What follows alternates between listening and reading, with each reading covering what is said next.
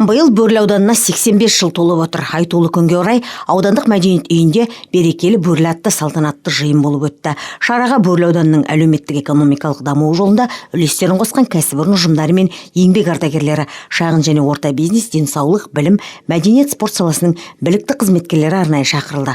Аудан әкімі Мержан Сатқанов Бөрлі ауданының тұрғындарын мерейтоймен құттықтады. Бүгінгі күн бұл жас ұрпақ пен аға буынның әртүрлі ұлттардың біріккен күні. Өкінішке орай, мына әлемді жайлаған індетке байланысты кең ауқымды өткізуге мүмкіндік болмай отыр. Бірақ соған қарамастан біз шешім қабылдап сіздермен бүгінгі пандемия уақытында ауданымыздың дамуында өз үлестерін қосқан, соның ішінде үлкен деген кәсіпорындарымыз, шағын және орта бизнесіміз, мәдениет, спорт, білім, денсаулық салалары өздерінің сүбегейлі үлестерін қосып келді. Бүгінгі марапат күні. Пандемияға қарамастан еліміздің дамуында әртүрлі мемлекеттік бағдарламалар жұмыс жасауда, соның арқасында ауданымызда көптеген әлеуметтік экономикалық объектілер ашылуда, күрделі жөндеуден өтуде жолдар, ғимараттар, осының бәрі сіздердің еңбектеріңіз, үлестеріңіз. Сіздерге шын жүректен де алғысымды білдіре отырып, болашақта жанұяларыңызға, өздеріңізге, дендеріңізге саулық, жанұяларыңызда амандық, жұмыстарыңызда табыс пен бақыт тілеуге рұқсат етіңіздер.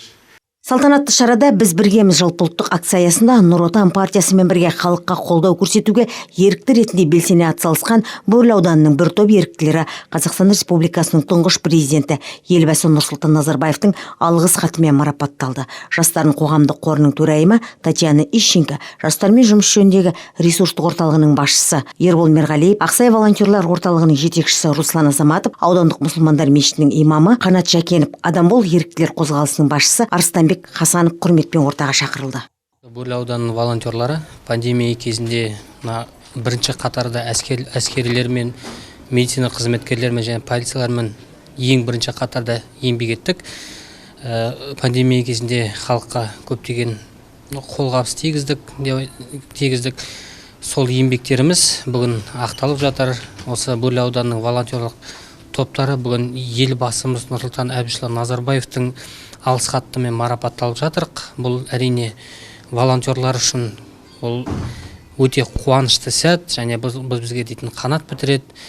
Яғни біз біргеміз ұранның астында біріксек, алынбайтын қамал жоқ деп есептеймін.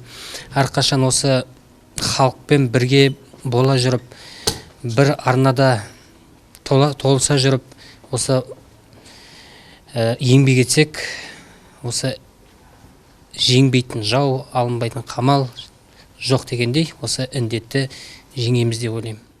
Сонымен қатар Қазақстан Конституциясына 25 жыл мерекелік медалі Нұр шаруа қожалығының басшысы Светлана Маутиеваға табыс етілді. Індет кезінде әлеуметтік жауапкершілікті сезініп, көмекке зәру жандарға қамқор болып, қайырымды істермен көпке үлгі бола білген ұжымдарда назардан тыс қалмады. КПО Биби компаниясы, Ақсай Газсервис, Казбургаз, Монтаж Спецстрой акционерлік қоғамы, КС Сичим, Ақсай индустриалды паркі, Киос Сырласу, Ақсай Бизнес Строй, Настур, Айр Групп, Ақсай Строй Сервис, Бәйтерек жауапкершілігі шектеулі серіктестіктері жомарт жүрек номинациясымен марапатталды.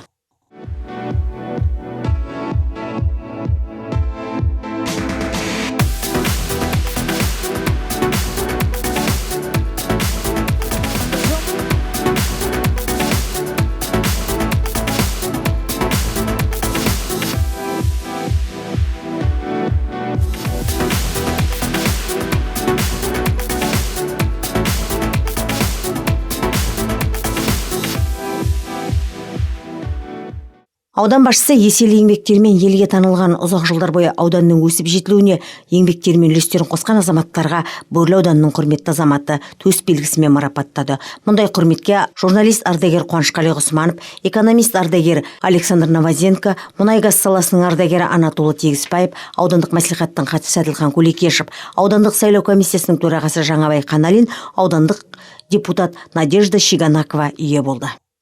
Мен енді бұл қуаныштымын. Енді мен қазір 84 жасты толтырдым, 85-ке аяқ бастым. Бірақ қартайсам да мына құрмет көрсетіп, мен ұзақ жылғы еңбегімді ескеріп, маған бүгін Бөрлі ауданының құрметті азаматы деген атақ беріп жатыр. Рахмет.